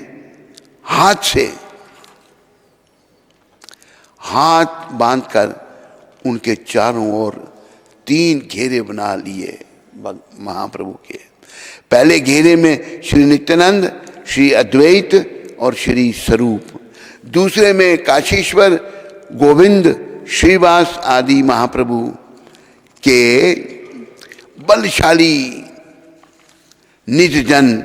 और तीसरे में स्वयं महाराज और उनके सैन्य सामंत। इस समय एक अप्रत्याशी घटना घटी। क्या घटना घटी?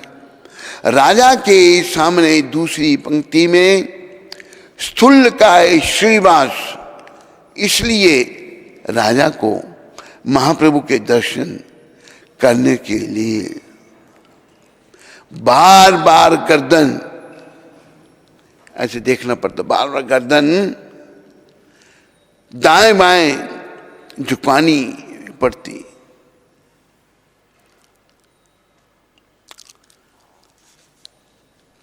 उनके बगल में खड़े उनके मंत्री श्री हरिचंदन जी खड़े थे, को यह अच्छा ना लगा। वे श्रीवास को लेकर एक और कर देने वे श्रीवास को लेकर एक और कर देने का प्रयत्न करने लगे। श्रीवास तो भाव में विभोर थे। उन्हें पता नहीं था कि उनके पीछे कौन है और कौन ठेला ठेली कर रहा है।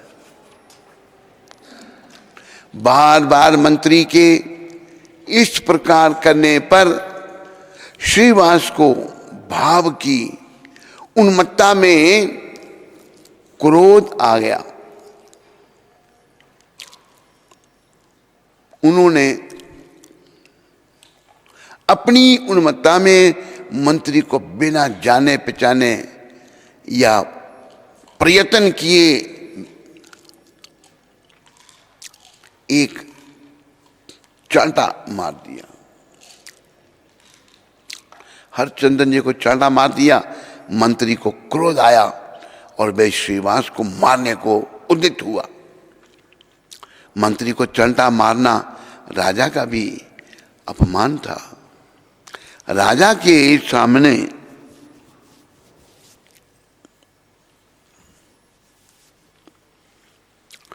राजा राजमंत्री को एक विदेशी चांटा मारे, इसका परिणाम मृत्यु हो सकता था।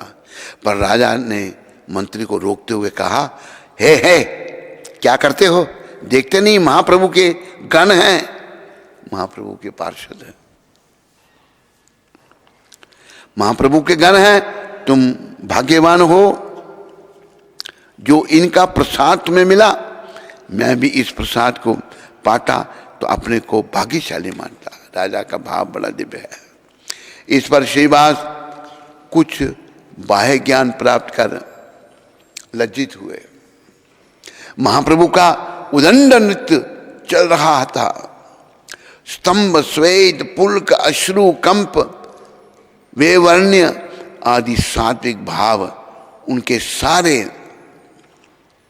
शरीर में प्रकट हो रहे थे।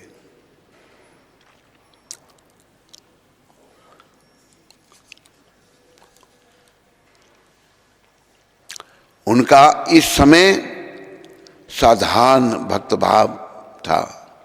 भाव में कभी नृत्य करते हुए हाथ जोड़ जगन्नाथ जी को प्रणाम करते, कभी महामल्ल की तरह बायां पैर पीछे रख दाएं हाथ से ताल टोकते हुए जगन्नाथ जी की और देखकर कहते, मैं तुम्हारे बल से बली हूं, मुझे किसका भय है। जैसे काल आ गया आ जाए तो उससे भी मैं दो दो हाथ करने को तैयार हूं। कभी जगन्नाथ जी की जय बोलना चाहते पर महाकंप के कारण उनके दांत और जीवा हिलते होते और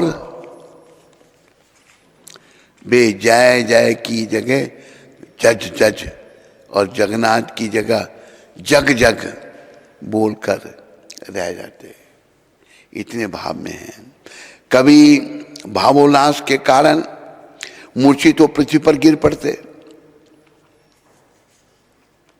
एक बार वो नृत्य करते करते राजा के निकट आ गए और भाव में मूर्छित हो उनके ऊपर गिरने को हुए।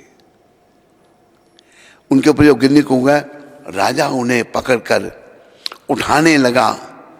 राजा का स्पर्श पाते ही उनका भाव भंग हो गया, महाप्रभु का भाव भंग हो गया।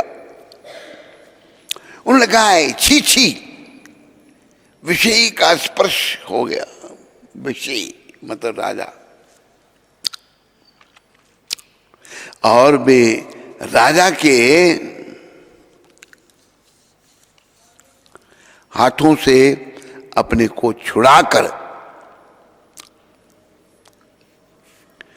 राजा के हाथों से अपने आप को छुड़ाकर नृत्य करने लगे। क्या कोई राजा का अपने देश में अपनी ही प्रजा के सामने बिना अपने किसी अपराध के इतना अपमान सह सकता है? नहीं सह सकता।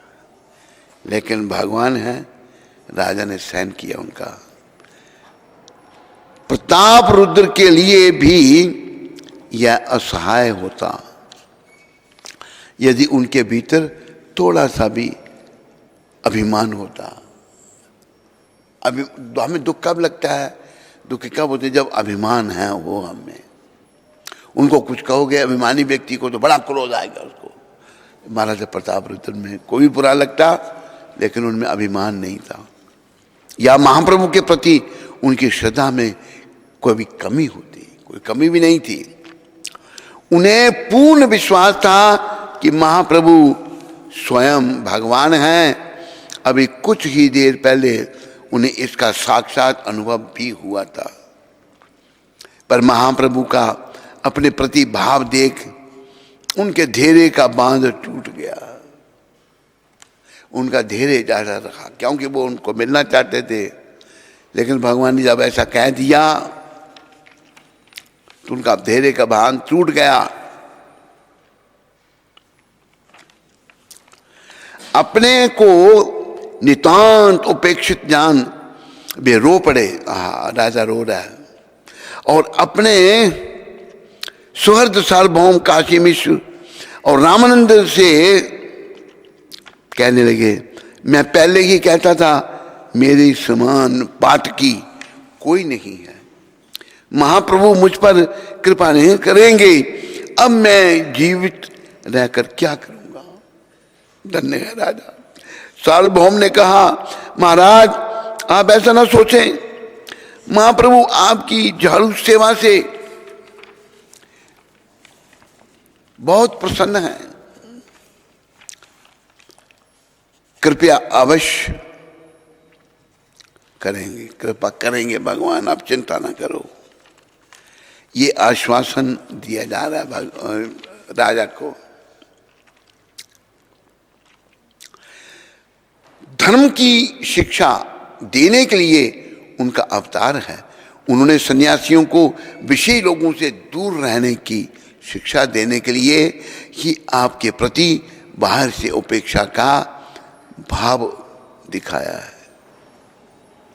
देखो, सन्यासियों के लिए बहुत जरूरी है कि जो विषय विकारों में पड़े हुए लोग हैं उनसे दूर रहे।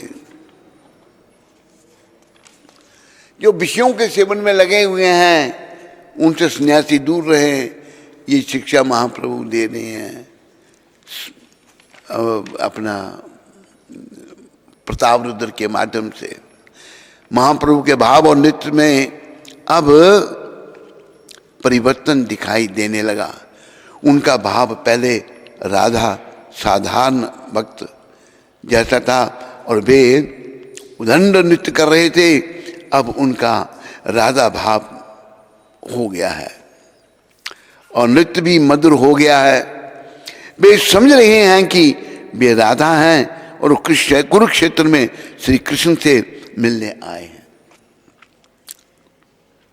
स्वरूप उनके मन का भाव समझकर और तदनुरूप राधा कृष्ण के मिलन का गीत गा रहे हैं।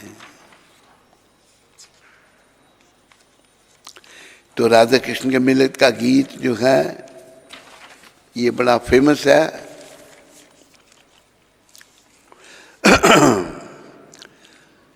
जय जय राधा कृष्ण युगल मिलन, जय जय राधा कृष्ण युगल मिलन, जय जय राधा कृष्ण युगल मिलन, जय जय राधा कृष्ण युगल मिलन, जय जय राधा कृष्ण युगल मिलन।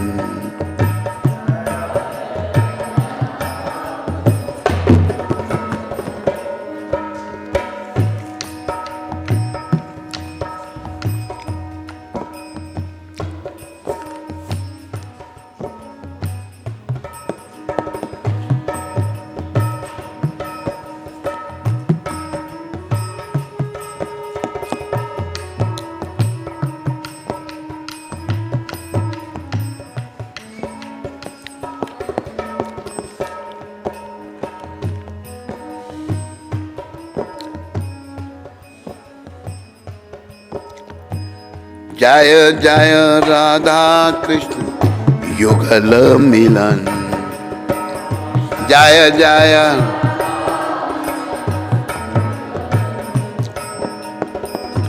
आरती करे ललिता आदि सखी गण, आरती करे ललिता आदि सखी गण, जय जय राधा कृष्ण युगल मिलन।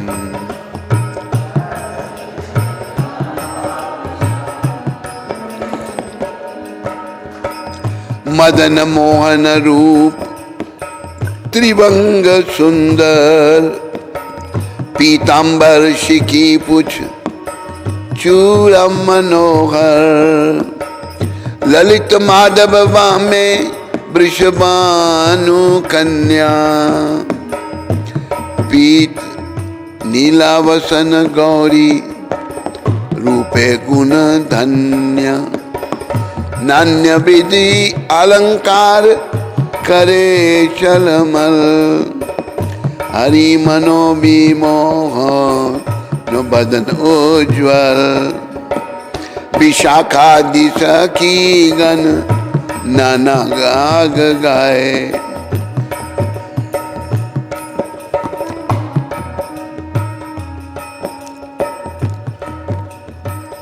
प्रिय नर्म सखी जट चमर धुलाए, श्री राधा पद सार सिज आशे, भक्ति विनोद सखी पद सुखे वासे, जय जय राधा कृष्ण युगल मिलन, जय जय।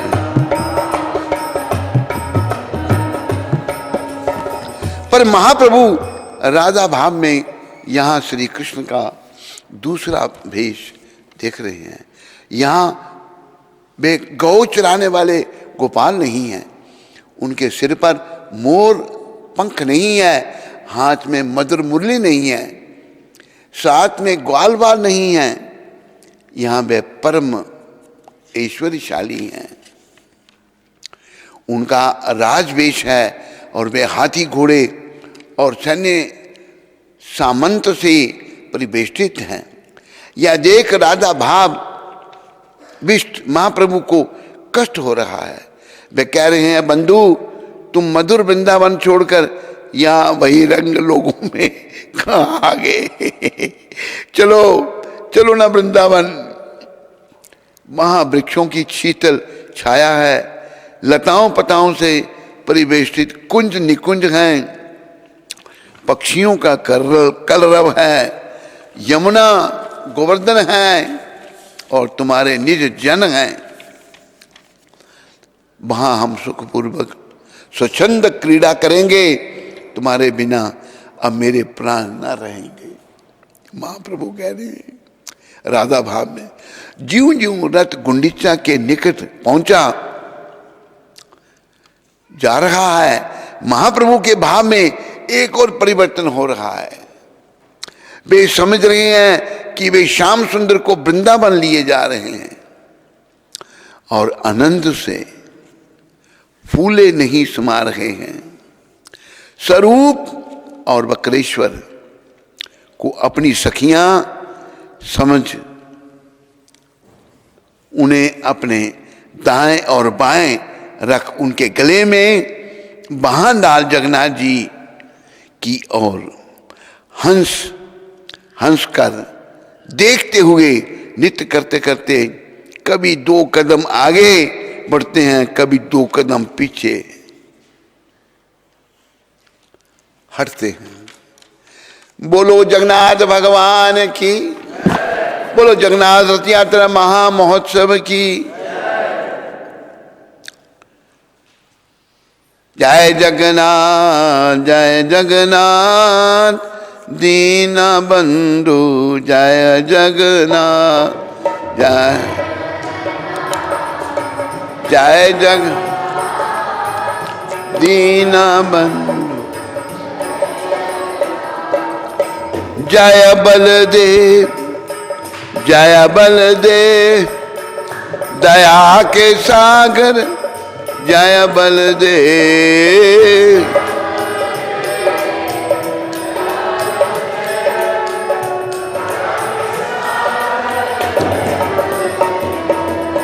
जय सुभद्रा, जय सुभद्रा करुणा माई, जय सुभद्रा, जय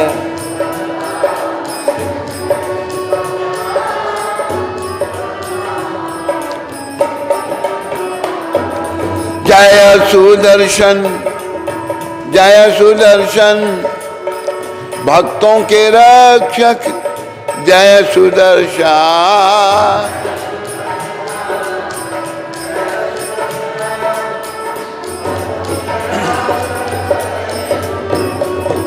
बोलो जगन्नाथ भगवान की, बोलो बलदेव भगवान की, बोलो सुभद्रा माता की, बोलो सुदर्शन चक्र जी महाराज की, बोलो श्री कृष्ण चैतन्य महाप्रभु की जय, बोलो उन सबके देने वाले पतित पावन शिला प्रभुपाद की जय। हरे कृष्ण। जय। नरसिंह चरण जी राजस्थान से, हरे कृष्ण, दंडवत प्रणाम गुरु महाराज जी। निस्वार्थ सेवा कैसे करें? कभी कभी सेवा करते हैं तो मन उलट पुलट होता है, तो हमें क्या करना चाहिए?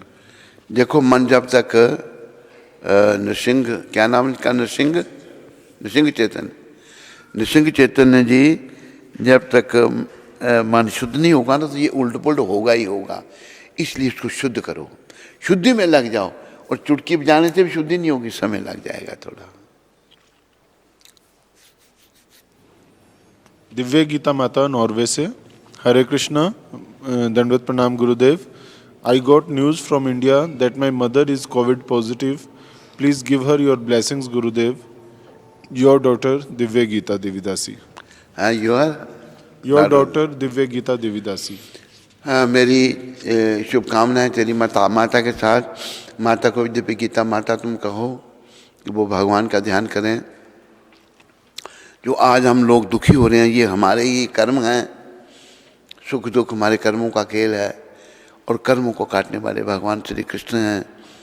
उनको बस कृष्ण चैतन्य का, नित्यानंद द्वैताचार्य गदाधर राधा कृष्ण के सिमरन करने का संदेश दो। बस भगवान का नाम जीवा पर रखें, भगवान बहुत दयालु हैं। ये आगे कह रही हैं कि भक्ति के 8 सिम्टम्स में से कंपन, स्तंभन, रोना और रोमांच मुझे ये महसूस होते हैं, लेकिन ये मैं समझ नहीं पा रही हूँ कि ये भक्ति की वजह से हैं या ठंड की वजह से। ठंड बड़ी है उधर, नार्वे में ठंड बहुत है।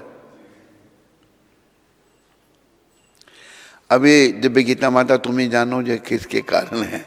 ठंड के कारण है या कैसे हैं।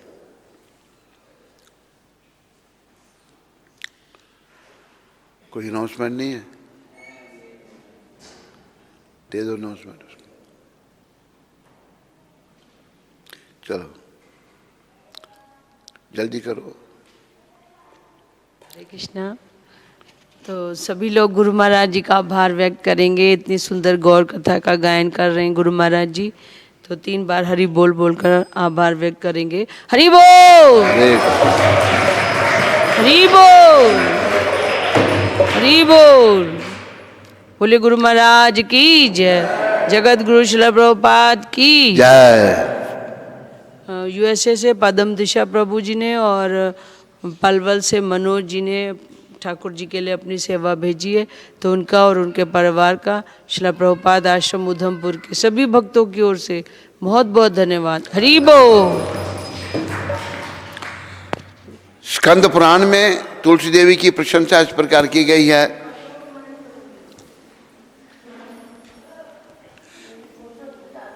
मैं तुलसी देवी को नमस्कार करना चाहता हूं, क्योंकि ये पाप